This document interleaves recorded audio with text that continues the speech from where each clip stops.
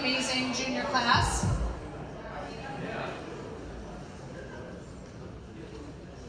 Yeah, he kind of seniors, like seniors almost. Thank you guys for being here. Like I said, we're going to fill out this QR code, hopefully. I'm going to hand the mic over to Greg with Fentanyl Fathers, and then we'll get started here. Thank you, Principal Buessner. You guys, it's a real privilege to talk to you. My name is Greg Swan. I'm from Farmington. I grew up here, and then we broke off and became Farmington Hills anyways, had an office downtown, and this is my home turf, and it's a real honor to be able to do something worthwhile for my own son, Drew. We lost our sons to this. I lost my son to this. That's why I'm here, and it's kind of a sad mission. And Mike lost his son, Brian, to this, and so we're going to make sure this never happens to you guys, especially your parents. I don't know where that sound's coming from, but we're ready to rock and roll. I'm going to turn this over to Michael Gillette. Thank you. Okay. Couple of housekeeping things here. This is a difficult presentation for some of us, very emotional, so I would appreciate your respect during the presentation. Secondly, this may be triggering to some people, so if at any time you're feeling overwhelmed, please feel free to leave the auditorium. So, I always start these presentations by saying the same thing. You're going to roll your eyes, you're going to say, okay, Boomer, I'm good with that. But I truly believe that this could be the most important 45 minutes of your school career. So I want to start with a number. And I'm going to throw out 300. There's probably 300, 400 students in this auditorium right now. Let's look at another number.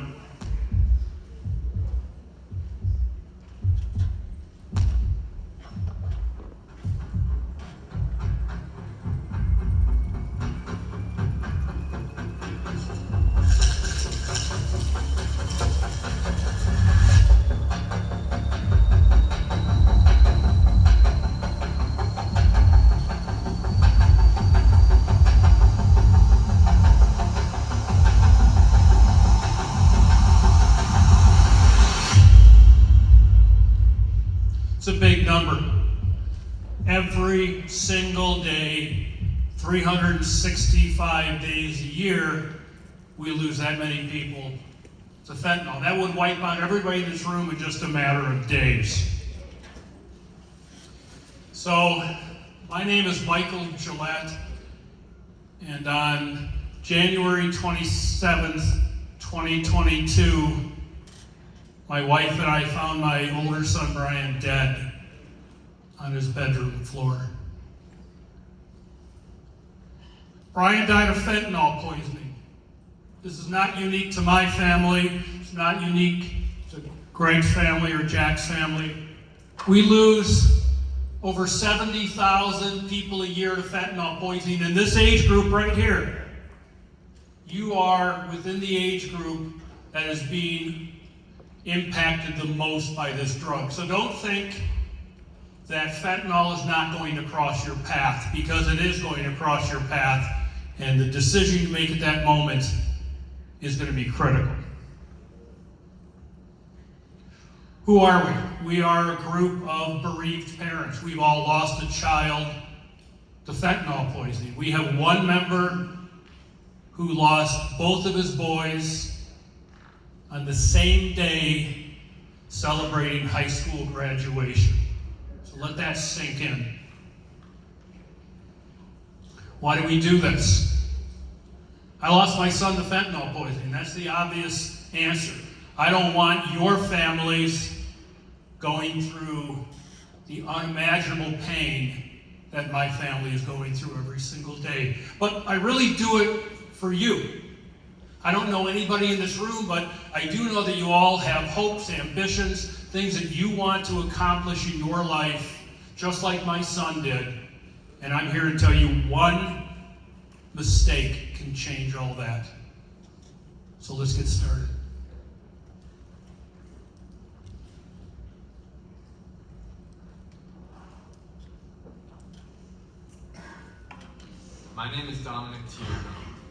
Since I graduated high school in 2014, I've had the great honor of directing a number of documentary films about drugs and drug addiction. In the beginning of summer in 2020, I came across this article. A 14-year-old kid from a town I grew up in had died from what appeared to be a drug overdose. He's a smart, funny guy who, like many kids, was struggling with some anxiety issues and decided that he would turn to drugs to see if he could help himself with that. What happened was he went and bought this pill, this Oxycontin pill, from a guy he had known because he thought that pill might ease the pain of what he was going through mentally. Well, he didn't know it, but that Oxycontin pill wasn't a real Oxycontin pill. It was a fake pill. It looked just like the pill that he wanted to try, but instead of Oxycontin, it was made with fentanyl, a synthetic opioid known to be 50 to 100 times the strength of morphine. That one pill he took that night killed him almost instantly, and his mom found him dead in his bedroom the next morning. So then I go back to Google and I type in fentanyl deaths. I hit search, and then it all made sense. I saw another kid, and I saw high school students, college students, young adults, all recent, all over the country, all dead from fentanyl. And so I'm looking at that and I'm saying, these aren't just normal overdose deaths. These people think they're taking one drug, and turns out they're being killed. Why have we not heard about this? I gotta be at work at around 4, so at 3 o'clock, I'm trying to wake him up. I said, hey Garrett, wake up, I'm gonna take you to work on my way to work. And I walked out. The kids, we have a total of 8 kids. Yeah, so we have a big family. And so they go in there trying to wake him up and everything, and they come back out and they come get me and they say, hey, Garrett's messing with us, he won't wake up. And I go, hey man, quit messing with your siblings and get up. So I can take you to work, quit playing around. And as soon as I put my hand on him, I knew. I just knew. I felt it. It's a drug 50 times more potent than heroin. We're talking about the synthetic opioid fentanyl. So most people haven't heard of this because we haven't been talking about it. As a mom of a kid that died just wanting to experiment, I wish I could just shake you and tell you and make it real for you. But I don't know how to do that. I won't be there when you're faced with these decisions. I know that if he knew the effects of his passing, it would crush him. Alex had no intentions of me seeing him lying on a stainless steel table covered with a sheet with only his head showing. This would be how much cocaine somebody would have to ingest to kill them. This is the approximate number of prescription pills one would have to ingest to kill them.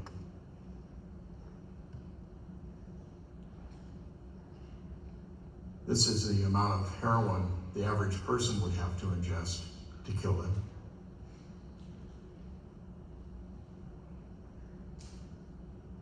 This much fentanyl would kill you and I if we split it. They put fentanyl in cocaine. They put fentanyl in heroin. They put fentanyl, as we already know and talked about, into counterfeit pills. It's odorless, it's tasteless, you don't know it's there. And when you find out it's there, it's too late. You won't even know it. You'll be dead. Dealers are using social media to show off what they've got, infiltrating feeds of ever younger teens curious about this flashy lifestyle. With more addicts and overdoses by the day, they've got drivers on demand delivering any drug to your door 24/7. When Andron was 15, he did have a fentanyl poisoning where he was had to be resuscitated. He was in a coma for a couple days, and he had to learn to walk and talk and everything again because him and his friends decided to try a Percocet. He took a Percocet that he didn't know had fentanyl in it. And February 11th, I got a call that he wasn't breathing.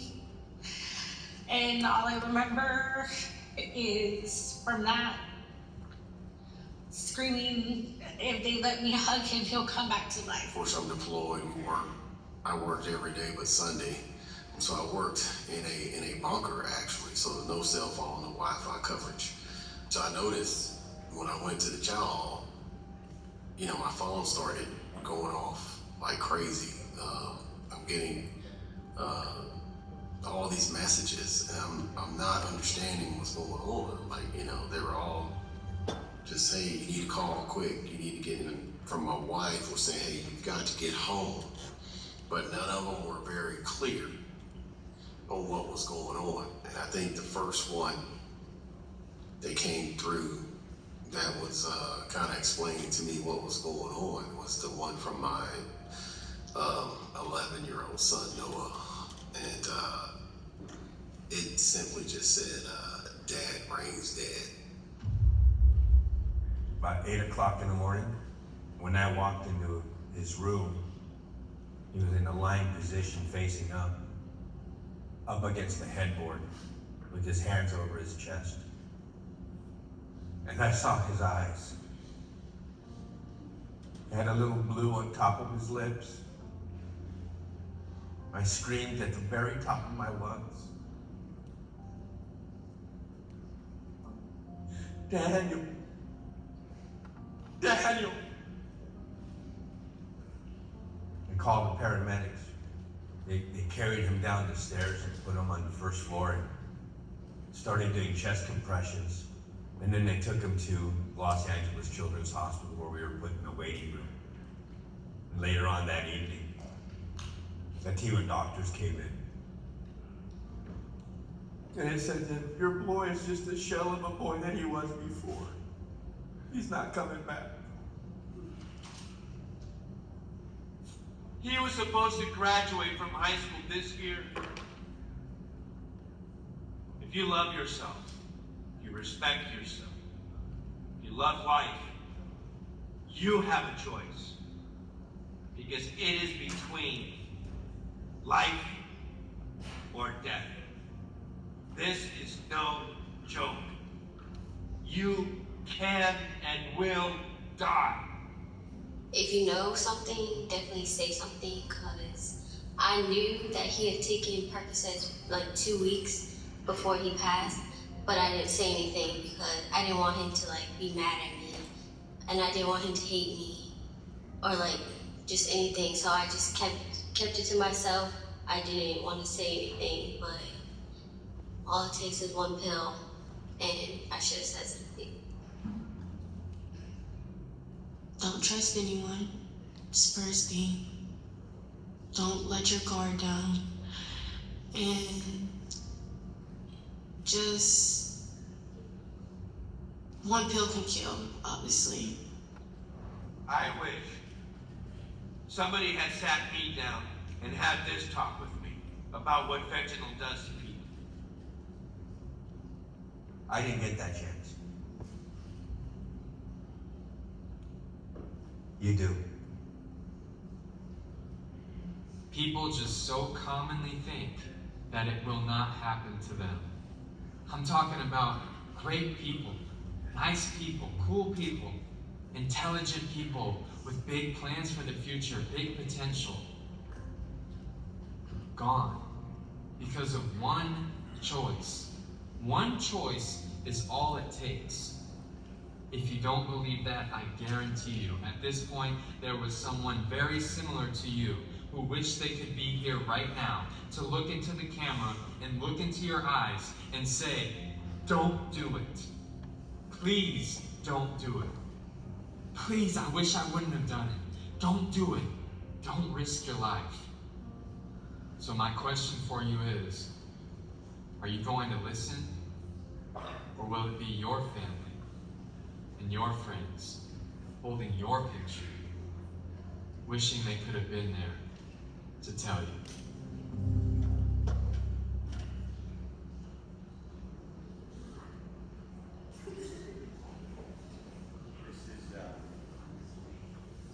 is my son, Drew. Thanks for paying attention to that. I think we struggled a little with the volume, so appreciate the silence in the room. My other son, Jack, is sitting way back in the back there. He's also here at a little bit of a younger age, and he called me 12:30 at night, and he asked me if I was sitting down. He sounded odd. He was blurting it into the phone. Dad, are you sitting down? I'm like, give me a break, dude, I'm sleeping. What's going on? He goes, I need you to be sitting down right now. And so I sat up in bed, and shock started going through me, and I was like, what's going on? And he just said, Drew's dead.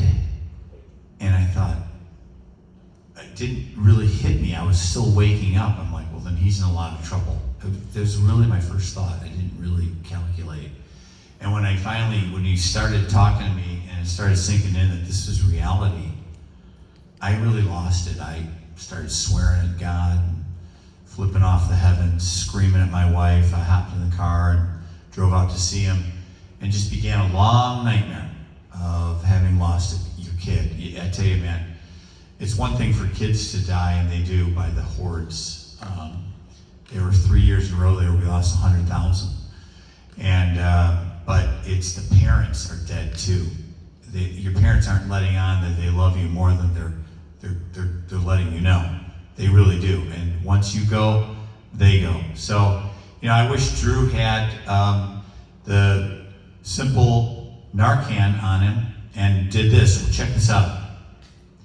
If someone put that in his nostril and sprayed it, he'd be alive today. I believe that. You're going to hear more about that from Jonathan. And he just took an unprescribed pill from a roommate, and it killed him. He was exhibiting signs of an overdose. The guy he was with didn't know that he was overdosing. We're going to train you how to recognize and respond to those so it doesn't happen to any of your friends.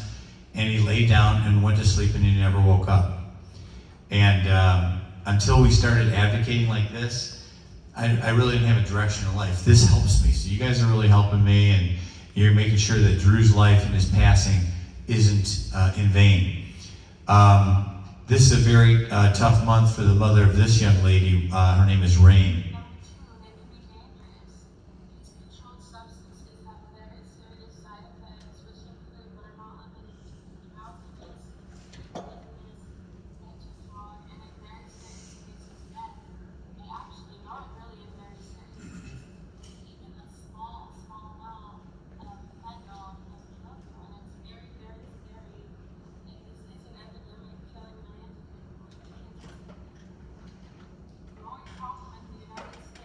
So you can't hear it that well, but maybe you can see at the top, she filmed that on April 27th.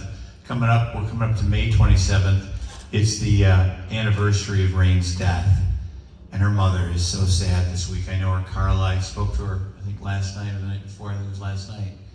And Rain took a Xanax that she thought was a Xanax. Somebody offered it to her. She was at a pool. She was waiting for her husband to come back. She was a young 19-year-old bride, and someone offered her a Xanny, and her last search on her phone was, what does a real Xanax look like? And it matched what she was holding in her hand. She took it, and she died. Her mom's the saddest person I know. Literally doesn't want to be here anymore. She's got 3 other kids. So it's really something that she was teaching about it as we're teaching you guys about it, and yet she succumbed to it.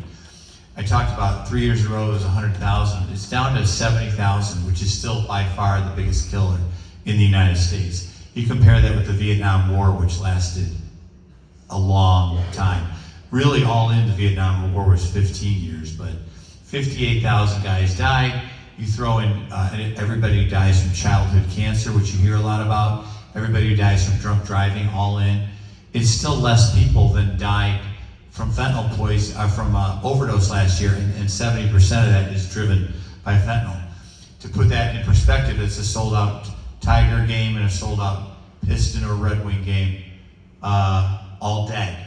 That's how many it is. There's a lot of famous people that have died from fentanyl. We might have a concert later on this summer with the artist Toby Mac. His son died of fentanyl poisoning.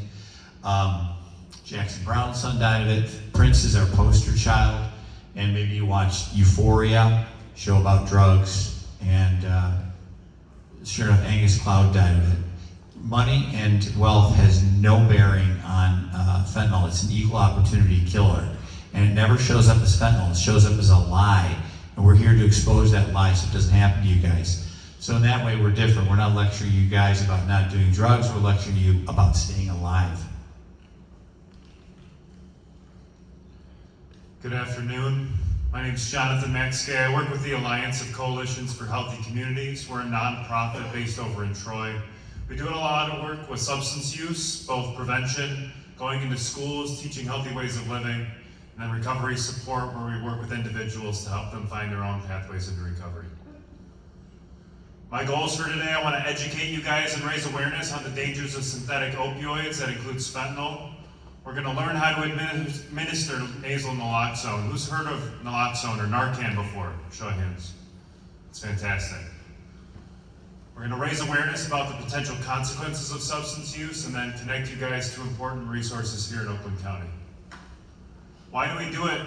I like to talk about why I do it on this slide. So I am a person in recovery from drug addiction.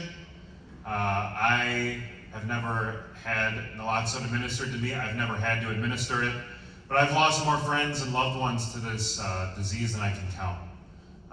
The first time that happened, I was 19 years old. One of the buddies that I was at a party with went home, overdosed, never woke up. I do this because I care, because keeping Narcan on hand can save a life. We want to reduce stigma. I grew up over in Rochester Hills, right? Growing up in Rochester Hills, the feeling that I got there was there weren't any drug addicts that lived in Rochester Hills. There was no one struggling with substance use disorder over there. All of the people that used drugs lived down in Detroit or over in Pontiac. And so when I was going through what I went through, I had a very hard time reaching out for help. That feeling that I had growing up, that stigma.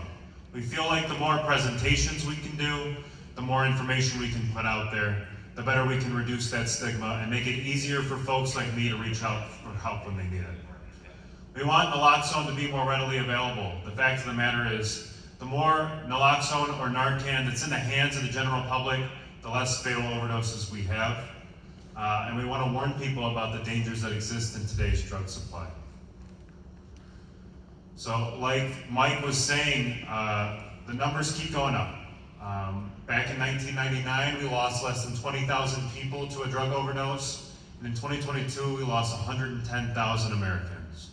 That's across every age range, any demographic you can name. The numbers continue to increase. This group is one of the most heavily impacted as of late.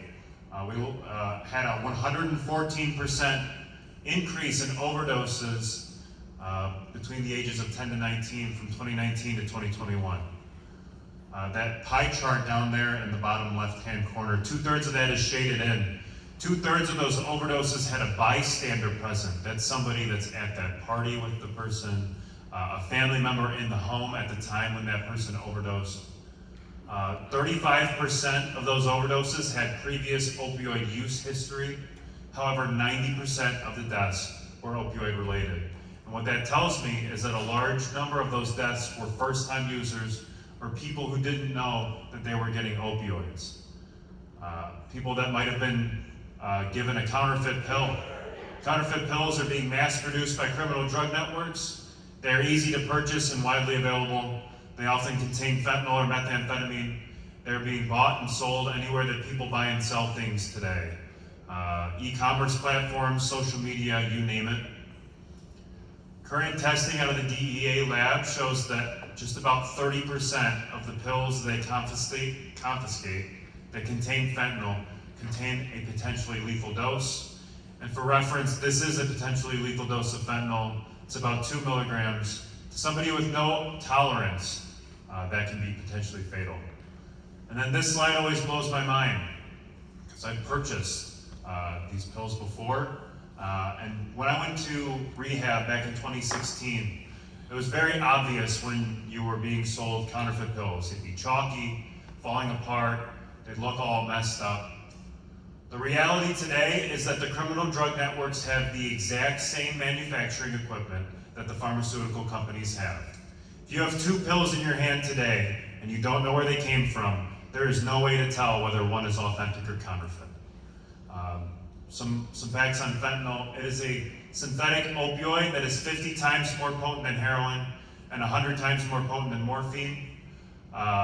The criminal drug networks are counterfeiting anything that has any sort of resale value, everything from Oxycontin, Percocet, Vicodin, Xanax, Adderall, and then fentanyl powder is also being found in today's street drug supply, so your cocaine, heroin, and methamphetamine. We're going to talk a bit about the science behind an opioid overdose so we can understand how naloxone works. So when a person takes an opioid, that opioid is processed by their body, it gets into their bloodstream, the bloodstream takes it up into their brains. And in all of our brains, we have these receptors. So for opioids, we have the opioid receptor. When the opioid receptor, when it sees those opioids floating around, it reaches out and grabs onto them. That is what gives the person the feeling of being high, is when they have an opioid blocking their opioid receptor. Now, during an overdose, too many of those receptors are being blocked, and what happens is it stops the signals from the brain that tells the lungs to breathe. That's what ends up being fatal, is that person's being deprived of oxygen. Now, when that same person, when they have naloxone administered, the naloxone's processed by their body, gets into their brains. When those opioid receptors, they're holding onto the opioids, when they see naloxone floating around in the brain, they like naloxone better than they like opioids. So they kick the opioids off and they grab the naloxone instead. This completely reverses the effects of that overdose, the respiratory depression that that person's experiencing. The important time to remember with naloxone is 30 to 90 minutes. That is how long the body takes to process all of the naloxone, to get rid of it. We've seen cases where folks have experienced an overdose, they have that overdose reversed with naloxone, and when the naloxone wears off, that person can go back into overdose. It's very, very important that when someone experiences an overdose, that they go to seek further medical treatment. They go to a hospital or something along those lines. Naloxone is effective. It works on any opiate, anytime. All the ones that we can see up there on the screen, everything from Percocet and Vicodin, all the way up to heroin and fentanyl. It's important to note that it only works on opiates. It does not work on alcohol or marijuana or stimulants like cocaine or Adderall. It only works on opiates, but it works on every opiate every time. It can cause a sudden withdrawal, especially for someone who regularly uses opioids. However, there are no psychoactive effects.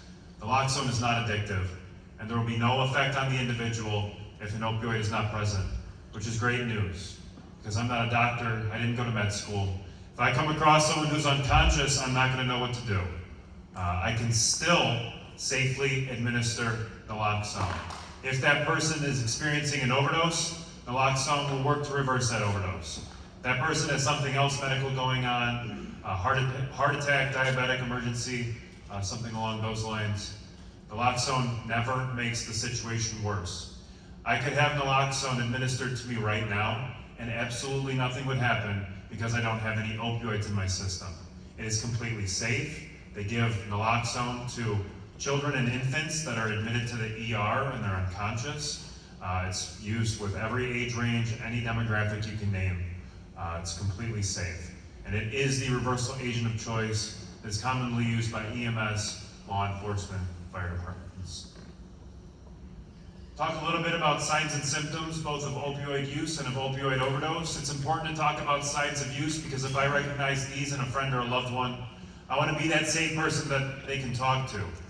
So noticing these signs can open the door for a conversation. The number one telltale sign is that that person's pupils will contract and appear small. We're going to look a little bit more at that on the next slide. But they also might be falling asleep, nodding out, slumped over. They might be itchy or scratchy. Their speech might be slurred. In general, that person's going to be pretty out of it. However, they will still respond to you if you try to engage with them. If you tap them on the shoulder, if you give them a light shake, if you try to talk to them, they will still be responding. All of our pupils react to light.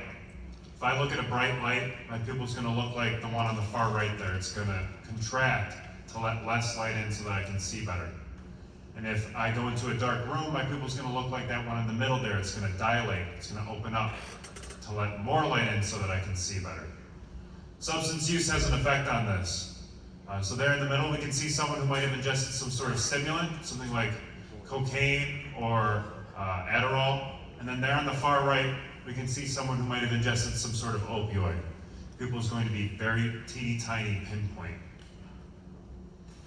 We were just talking about signs of use and how that person's going to, in general, be pretty out of it, but they will still respond to you if you try to engage with them. Overdose is when they are unresponsive.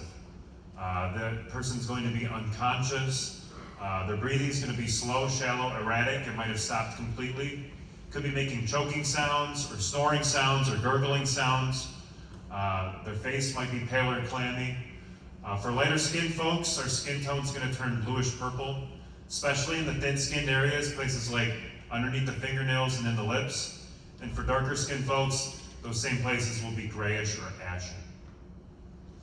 We've got our 5 steps to save life. It's super duper simple. Step number 1, we want to shake and shout.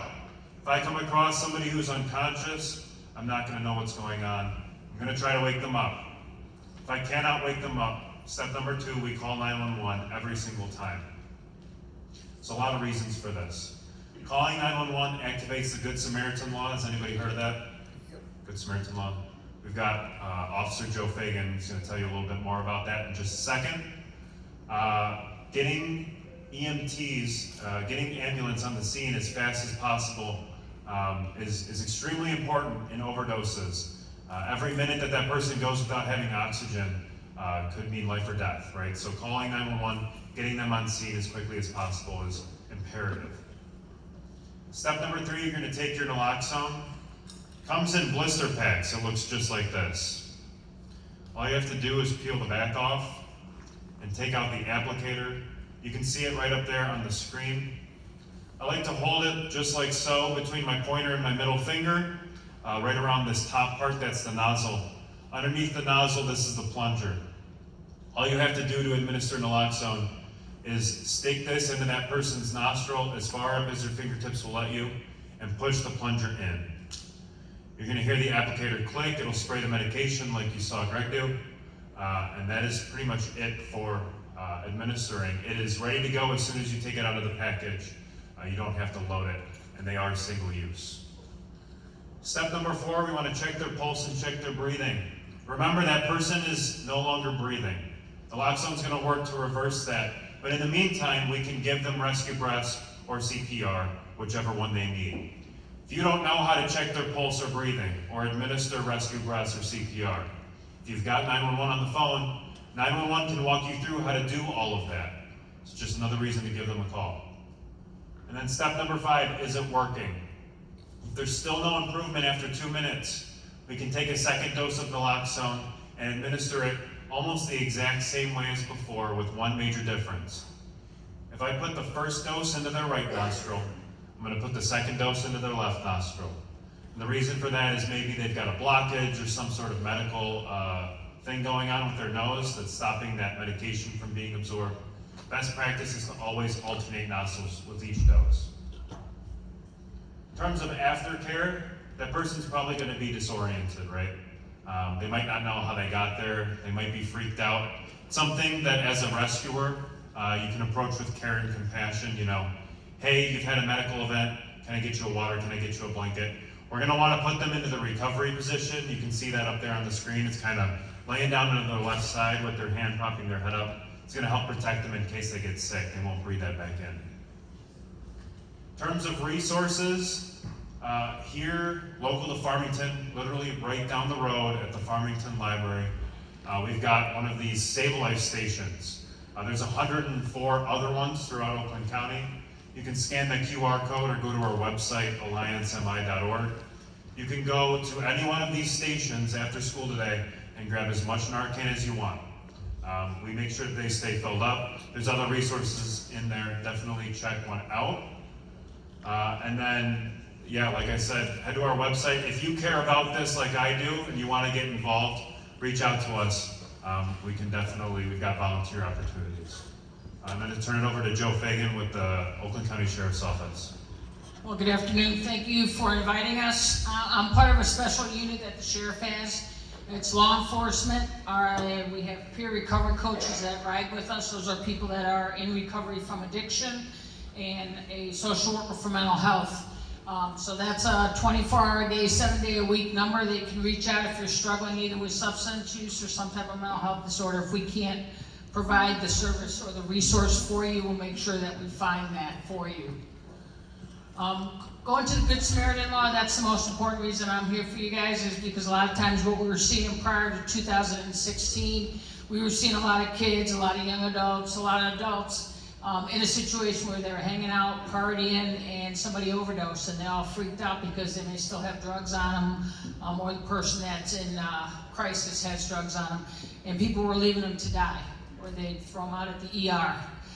What this law says to you, just like Jonathan said, is if someone's in crisis and you call 911 and you're trying to render some type of life-saving situation, which is just simply calling the police, that you're not going to be held liable for any of that stuff. There's no criminal charges for you or for that person that you may or may not even know, because they still have substance on it. So that's the main thing. We want you guys calling 911 so we can come and help save a life with you, and so don't be afraid to do that, okay?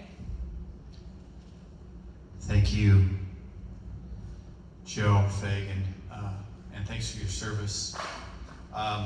So this is a resource that we made available last year. Your principal has some copies, I think, in her office. I want to show you something. It's all handwritten by her, this girl. This girl was suffering from what 50% of people here are suffering from, which is anxiety and depression. Nobody wants to talk about it. That's why I don't embarrass people to raise their hand, hey, who's suffering from it? But we do make this book available for you, maybe for a friend. This girl, Victoria, didn't even know that her best friend didn't even know she was suffering from these things. And she secretly did drugs on the side, didn't tell her parents, didn't tell her friend, and thought, I might not make it. And she didn't. She wrote a little note to her friend, texted her friend, if I die from this, tell my mom there's a secret journal and I've written all about the feelings that go along with turning to drugs. And so I'm sending in a box of 32, but if you want more, you let me know. They'll be available next week. Come down to the principal's office and get them. And you'll be able to be validated in your feelings, and you'll also know crystal clear not to turn to drugs as an option. Notice we're not giving you all the solutions in life, we're giving you one solution not to go after. Your reason for joining SAFE may be sitting next to you right now. So if you're interested in helping us spread awareness, please DM us on Instagram or scan this QR code so that we can keep our generation safe. So what can you do to kind of fight back and then sit here and listen to us give you these drastic stats? Well, that gal was paid by the University of Michigan to go there because her name is Gabby, because she started a SAFE chapter. She founded SAFE, Students Advocating Fentanyl Education. What do you do with the SAFE Club? Well, you go to your principal and you say, hey, I want to do an assembly with the rest of these kids. I want to show the 21-minute version at the bottom of fentanylfathers.org. Also at the bottom of fentanylfathers.org, something I highly encourage you to download today. This is a book called 1001 Great Comebacks to Peer Pressure. You got to be ready when the time comes. As Mike said, that decision's going to come. What are you going to say? We give you 1001 reasons how to be really snarky and put it in people's face like a pie, and maybe rub it in a bit for trying to make you make the wrong decision to use drugs. So that's at the bottom of fentanylfathers.org. I really hope you take advantage of that. And we're going to hear about Brian Gillette. This is the final story. When we're done with this, we'll just say we'll never try, so we'll never die from fentanyl.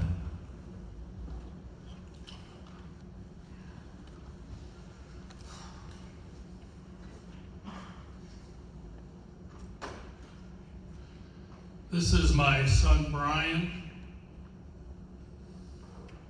Brian was an absolutely amazing person. We would spend time together during the summer on the golf course, bonding, exchanging thoughts, learning more about each other. I have not been able to play golf since he passed 4 years ago. I've not been able to do a lot of things. Brian was an incredible person. He was that person that you could call any time of the day. He would listen. He would talk. He would be there for you. That's rare today. We had a memorial for Brian, and a woman came up to me and said that she was contemplating suicide. And she called Brian at 2 in the morning. And Brian picked up. And he talked with her. He listened to her for over 3 hours until she was in a place where she was safe. And this woman threw her arms around me and she said, "Brian saved my life. I wish I could have saved his." But she wasn't able to do that. And neither was I, and that's why we're here today. So this is my 130th presentation. And I always pay very close attention to the students in the audience. Are they listening? Are they sleeping? Are they laughing? And one thing I know for sure, that going through most of your minds right here, right now, is that this is never going to happen to me. I'm way too smart for this. It only happens for other people. So I want to tell you a true story about my son. Brian lost somebody to fentanyl poisoning. This was a very close friend of his. He was really upset about this. And he was staying with us that night that he went to this person's memorial. And when he came back, he was very upset. He was unapproachable, so we decided to give him some space. We didn't talk to him that night. So the next morning we sat down with him and we talked with him, and my wife said to him, "Brian, don't let this be your story." And Brian looked at us and said, "Don't worry. I'm way too smart for this." And then he looked at my wife and he says, "Mom, don't worry. I'm Superman." My son was Superman, and he died 10 days later. Nobody in this room is Superman. Nobody is exempt from what this drug can do to you. And that includes my son. So we've spent the majority of this presentation talking about you and preparing you. But I want to talk about somebody else. I want to talk about your family. I want to talk about your mom and your dad, your brother and your sister, maybe even somebody in this room with you today. And I want to start by talking about the last day of Brian's life. We got a text from Brian, and he said that he was struggling and that he needed to get some sleep. And my wife and I were both very alarmed by this, so we decided to go to his house. We stopped by the store to buy some groceries, and then we went to Brian's house. And we walked in, and I went to the kitchen with the groceries, and my wife went upstairs. And that's when she tripped over his body in the doorway to his room. I can't tell you what happened after that. Everything after that was a fog. But what I will tell you is after watching my wife walk up and down in front of my son's house sobbing for 45 minutes, the police came to me and said, "You need to get your wife out of here now." And I said, "Why? Why do we have to leave now?" And he said, "Because the coroner's on their way. And you don't want your wife to see her son's body carried out in a body bag." I still can't wrap my head around that statement, or how it felt, how real it was when he told me that. But I did grab my wife, and I did get her out of there so she wouldn't have to see that. My last image of my son is holding his body on his bedroom floor. His body was cold, there was no life in it. His eyelids were purple, and his lips were purple. And in the background, all I could hear is my wife wailing in pain at the realization that she had just lost her firstborn son. I see that image every day, and I will see that image every day. It will never go away. And it's a cruel reminder of what's left for my life and my wife's life moving forward. You have no idea of the pain and the guilt and the regret that we live with. I couldn't even save my own son. That's my job. Did I say all the right things to him? Did I tell him I loved him enough? Well, it's too late for me, but it's not too late for you. I want you to remember this. I want you to understand what your death will do to your family and your friends.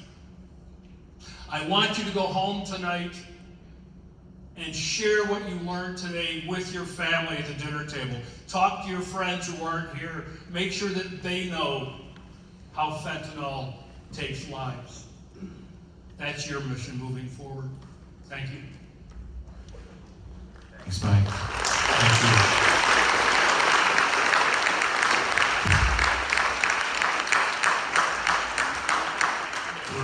We're at our last slide, and then we'll say this together, and then I'm going to give this book away to the first person with guts enough to say a question into the mic.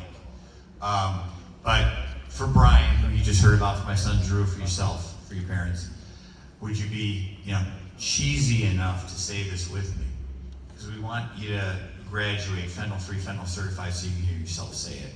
I know some random on stage isn't exactly a motivational speaker. By the way, if anybody has any other questions, we're going to be at Green's having hamburgers after this down Farmington. Can't wait. But if you would, say this after me. I'll never try. So I'll never die. From fentanyl. That's A+. You guys don't leave yet. You're certified as fentanyl-free, fentanyl-certified. You're experts. Who's got a question? And I've got this book for you to take home. Yes? So really, right, when you're talking about the Narcan and all that, right, let's say, is there like a certain dose where Narcan just wouldn't work? For example, like if I take too much, is there a point where like... So everybody's body is different. Everybody processes things at different amounts, and then, different people take different amounts of substances, right? So the main thing with Narcan is the time is of the essence. Each standard nasal spray is about 4 milligrams of naloxone. Generally takes 2 to 4 doses of naloxone to reverse an overdose. But great question. Go ahead. Hey, this is kind of a story behind the question. I have 2 questions. Is there anything that we as students should know about rehab when it comes to addiction first? I was terrified of it. I really didn't want to go, and then when I went there, I was so glad that I went. I was only there for 12 days. It's some of the most memorable 12 days of my life. I learned more than I can put into a 1-hour presentation. Let me say something else about rehab. Anybody who has issues with SUD, with addiction, it is extremely difficult to get into rehabilitation. And the window when somebody is willing to go in is very short. So there's an organization called Hope Not Handcuffs. And you can look this up, just Google Hope Not Handcuffs. That's an organization where you can make a phone call, or the addict can make a phone call. They will do a phone process over the, get them processed, and then they will send an Uber to their house and take them to rehabilitation. This is an incredible service for people who are looking to get into rehab and don't want to have to deal with the bureaucracy. Hey, and one more question. One of my past English teachers, his older sister died because she was not given proper care when it comes to rehabilitation. And her dad had to pay for the dose to be decreased every time. And they allowed her to gain control of the credit card and pay for those doses to actually increase with every week. So she died from overdosing, and they did not take care of those dosages. So could you provide me some kind of idea of why that could have happened on the administration side? Absolutely. I'm just a guy that's been to treatment. I can't particularly speak for whatever administration allowed that to happen. I do want to express my condolences. I know how personal it is, right? I know people that have been to treatment 30 plus times, and it works for them. I know people that went to treatment once or never got to treatment. I guess the best that I could say is that there's shady people all over the place. But my condolences, certainly. This might be like a stupid question, No but stupid questions. if they took fentanyl, like orally, why is it okay to give them CPR? So during the overdose, that person's their heart rate slows down, right? It stops the signals from the brain that tells the lungs to breathe. So their heart's stopping. So giving them CPR is going to help to reoxygenate all of their, it pushes the blood around. Getting oxygen into their system is super, super important. One other thing, Great question. One other thing I'd say about the overdose, I've known kids who've left the hospital and overdosed because it was still in their system and doctors have let them go, believe it or not. We have a question down here. Great. I have two questions. One of them is, so you said that anyone can carry Narcan and you can get it anywhere. Does it ever expire? It does expire. It's a great question, and normally I have to keep things a little short. It's got about a 2 to 3 year expiration date. Each package has the expiration date right on it, and you can go get more for free all the time. Right, so I have the mic now because I had a question, but basically from the person, before the last person asked a question, like the CPR question, with specifically orally taken fentanyl and CPR, I don't know, because I wasn't the one asking the question, but I'm assuming they mean mouth to mouth specifically. Would that be unsafe, assuming they overdose on like fentanyl taken orally, or is it like? So if it's taken orally, which if you're coming on the scene, you might not know, right? You might just find someone who's unconscious. You might find someone who's unconscious who has white powder around their nose and their mouth. We always provide CPR face shields. I want to stress that if you're not comfortable giving CPR, if you're worried, giving mouth to mouth, paramedics getting on scene are going to be able to provide that. That's why step number 2 is calling 911 and getting an ambulance there ASAP. My second question is that with you saying everyone can carry Narcan, like if you had it in your bag, like would you get stopped at the airport for it? Like is it not something that you can fly with? It's a great question. To my knowledge, no one gets stopped at the airport. It's an over-the-counter medication, right? You can get them from CVS and Walgreens, or go to a Save Life station and get some for free. But great question. Okay, I'm going to let your principal close this out. You guys were fantastic. Thank you so much. It was a privilege to talk to you guys. All right, guys, just take a seat for just a second. We'll take this. First of all, round of applause and thank you to members of Fentanyl Fathers. Thank you. Thank you. Thank you. Secondly, just want to again, thank you for being a fantastic audience. If anyone needs to talk after or has some additional questions, feel free to join us up in the front of the auditorium. Otherwise, you guys are free to head to your 6th hour. Thank you.